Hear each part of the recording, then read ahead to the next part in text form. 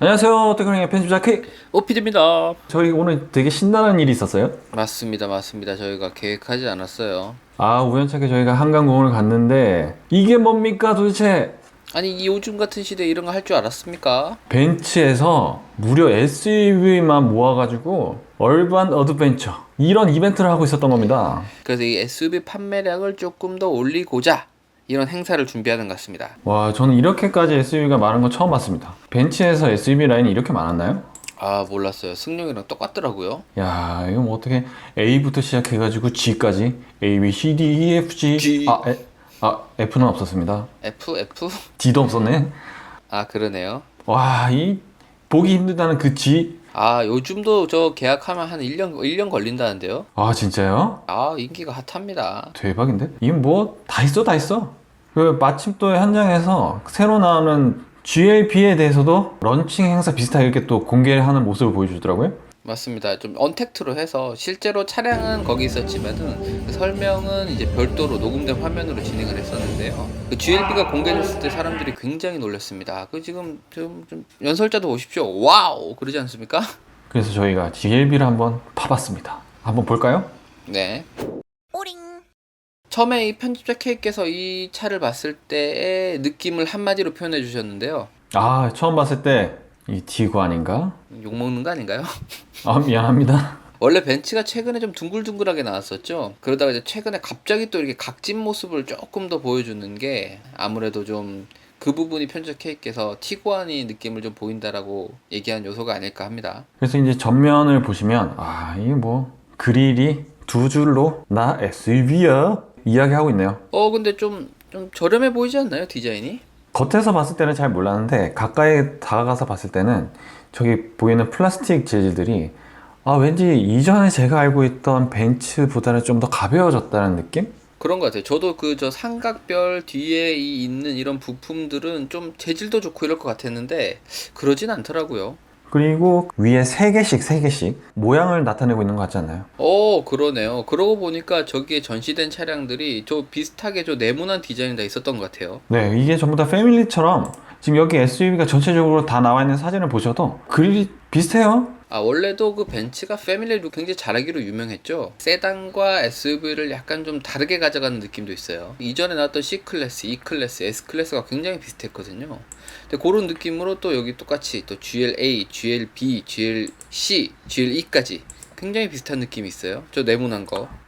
그렇죠. 그 옆에 있는 지금 헤드램프를 보면 DRL이 지금까지 알고 있던 벤츠 DRL이랑 좀 다른 느낌입니다. 저도 약간 그런 느낌을 받았어요. 네, 오른쪽 아래에 있는 DRL은 되게 없었죠. 위쪽으로 눈썹 모양을 가지고 있는 DRL을 가지고 있었는데 여기 밑에 하나가 더 있네요. 맞습니다. 제가 기억하는 벤츠의 DRL들은 모든 DRL들이 한 곳에 모였거든요. 한 곳에서 출발을 했거나 약간 그런 느낌이었는데 이제 GLB만 또 유독 또 별도로 있는 느낌이 강하게 들더라고요. 옛날에 그 편의점 케이크 타시던 베뉴 닮지 않았나요? 베뉴? 베뉴! 네, 그 보니까 또 여기 지금 멀티빔이 적용되어 있더라고요. LED 헤드램프가 기본 적용인데 멀티빔은 옵션으로 또 있더라고요. 아마도 지금 GLB가 220이랑 250이 두 개가 나온다고 돼 있는데 아마 이 두 차이가 그렇게 갈라지지 않을까라고 그냥 조심스럽게 예상해 봅니다. 그래도 멀티빔까지 적용이 된다는 건 좋은 거 아닌가요? 옛날 기억나지 않으세요? 옛날 E클래스 탔을 때 그 촤촤촤 하고 그 펼쳐지던 그 상향등. 기가 막혔죠. 그게 멀티빔 아니겠습니까? 멀티빔. 여기도 18개가 있대요. 18개. 야, 편집 K께서 좋아하는 이 LED가 막 촤촤촤 들어갑니다. 구독! 좋아요. 엔진룸을 보면은 생각보다 꽉 차 보입니다.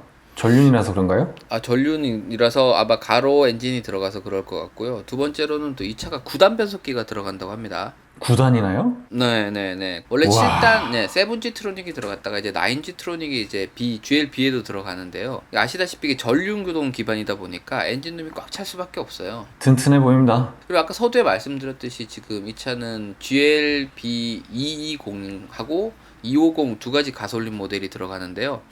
같은 엔진에 이제 출력이 조금 다른 이런 엔진이 들어간다고 합니다. 네, 그래서 둘둘공은 예전에 아시던 그 C200과 같이 한 190마력대 정도, 그리고 그 250은 한 200, 한 2, 30마력 정도 되는 가솔린 엔진으로 들어간다고 합니다. 본닛을 보니까 지금 당연히 있어야 되는 게 잘 안 보입니다. 오, 그러네요. 이게 원래 커버가 있지 않나요? 이게 원래? 아무래도 이게 지금 아직 정식적인 출시가 안 돼서 그런가? 좀 뭔가 좀 가리고 있는 듯한 느낌입니다. 고급을 희망하는 이 벤츠에 흡음재가 좀 없다. 에이, 설마 여기 고리 있는 거 보니까 들어가겠는데요, 뭐. 들어가겠죠? 설마 열어보겠어 해서 그냥 이렇게 둔 거 아닐까요? 설마. 설마 열어보겠어 했는데 설마 열어봤네요. 그래서 그런지 그 행사 자리에서 그 설명해 주신 분들께서 지금 아직 출시가 안 되었다는 말을 계속 하셨거든요. 아마 이런 부분이 그런 부분이 아닐까라고도 생각도 해봅니다. 그리고 지금 와이퍼가 지금 보이는데요. 운전석이랑 보조석이 좀 달라요. 다리가 하나, 두 개? 그렇더라고요. 보조석 쪽이 다리가 두 개가 있더라고요. 오, 이게 뭐 다른 게 있나요? 그러고 보니까 지금 보조석 와이퍼가 저희가 아는 것보다 좀 커 보이지 않나요? 저희가 보통 운전석은 한 650, 그다음에 보조석은 한 400mm 정도 돼야 되는데 지금 재보진 않았지만은 거의 뭐 둘 다 한 600은 돼 보이거든요. 그래서 이 앞유리를 잘 닦겠다는 이 벤츠의 의도 아닐까요? 다 쓸어버리겠어. 다 닦아버리겠어. 오링. LCD 계기판. LCD 계기판이 쭉 이어져 있습니다.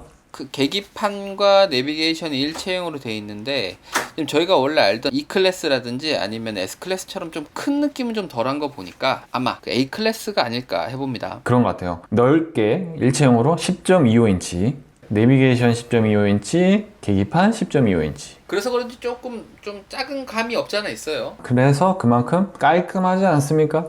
네, 앞쪽에 보시면 헤드업도 달려 있고 있을 건 다 있네요. 그렇죠. 이게 GLB라고 해서 이게 B가 사실 두 번째지 않습니까? A 다음 B. 하지만 이게 모든 웬만한 기능이 다 들어간 것 같아요. 그리고 이게 뭔지 아세요? 제가 이거를 봤는데 여기 도대체 이게 뭔지를 잘 모르겠어요. 운전석에만 있긴 했거든요.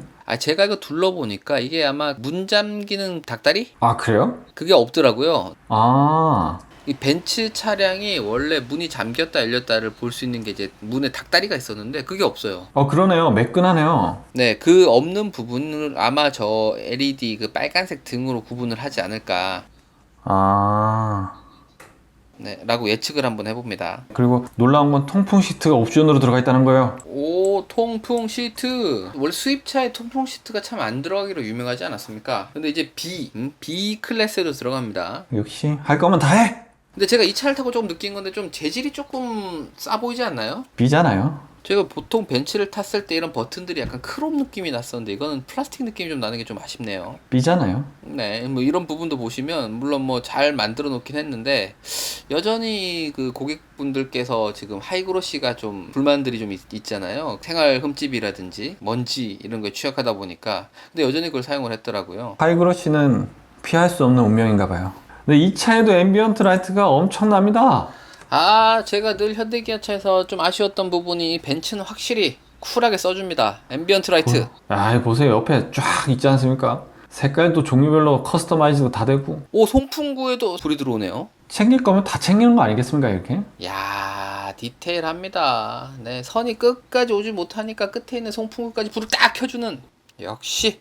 이거 보세요. 이게 차문에도 이렇게 옆에 앰비언트를 또 달아놔가지고 또 라인이 또 예쁘지 않습니까? 맞습니다. 최근에 앰비언트 라이트 차가 많아서 그런지 없는 차를 참 좀 심심하더라고요. 여기 또 반자율 주행도 들어가요?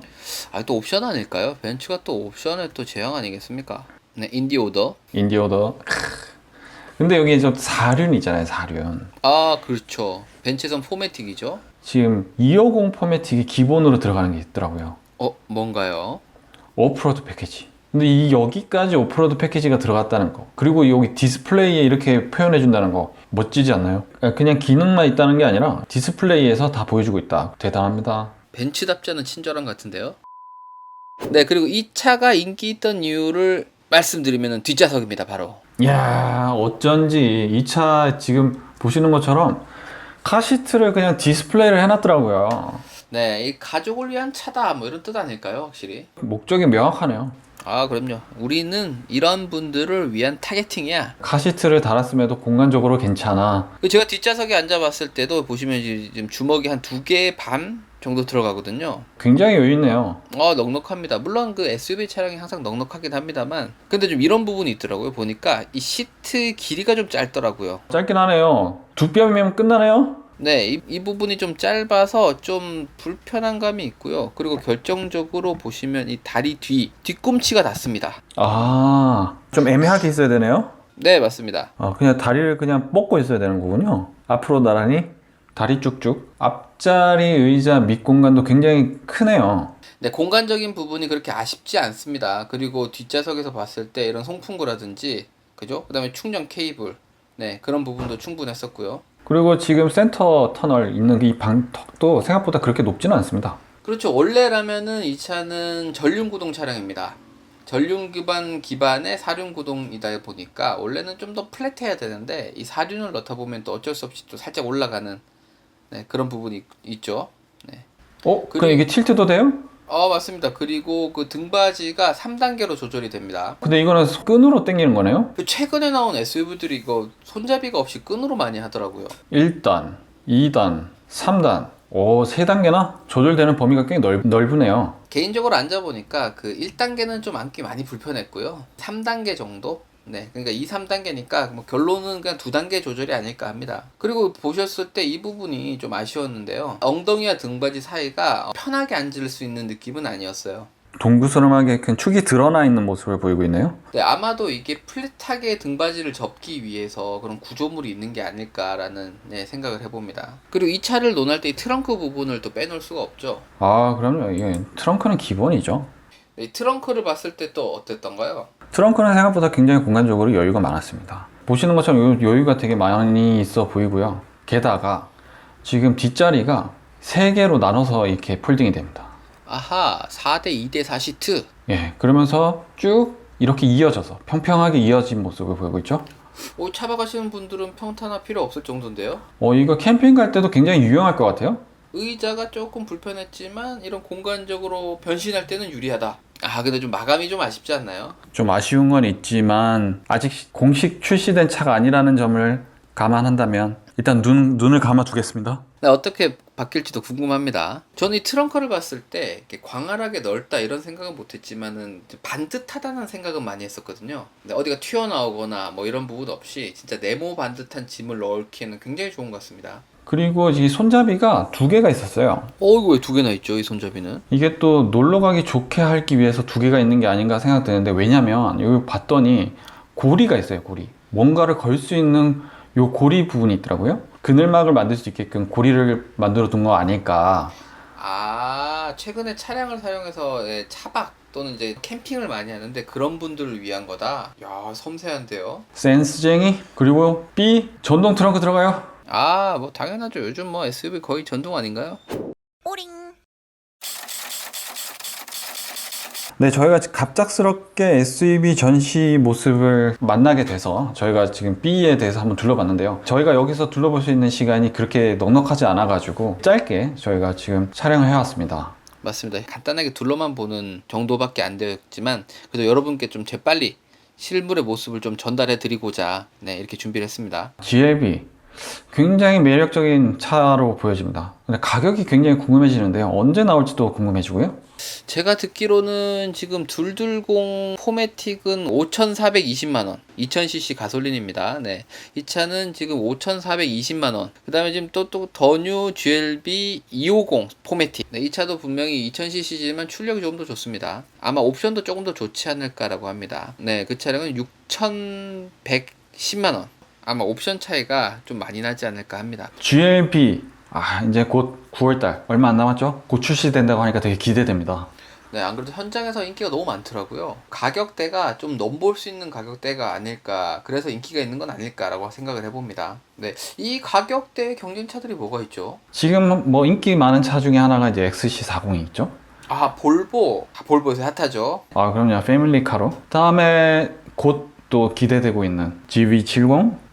제네시스 GV70. 네, 차 사이즈도 비슷할 것 같고요. 경쟁이 되지 않을까 그렇게 추측을 해봅니다. GLB 기대를 해보면서 지금까지 오토그레인 편집자 퀴. 갑자기 나타난 OPD였습니다. 감사합니다.